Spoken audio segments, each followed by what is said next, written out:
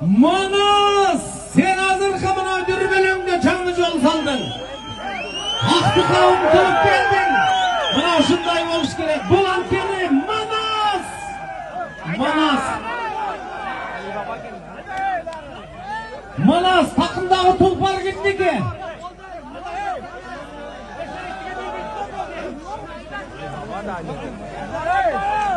Өзгөн Көлдүк деген айылдын Замир Мырзанын Байтору деген Тұлпары менен салым 5 тай менен байгели болду Манас. Мынандай тазалыкка балбандын мына мырзасы болдун. Ургачы болсун, бийиктикте зобологон ту чокудан көрүнүп тургалы. Манас Ниязовду бир кол чаап койгула.